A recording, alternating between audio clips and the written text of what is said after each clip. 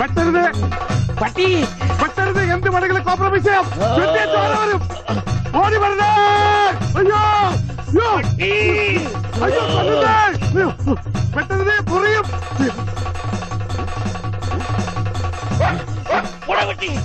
പട്ടിയായിരുന്നു. അയ്യേ, വെറുതെ പേടിച്ച്.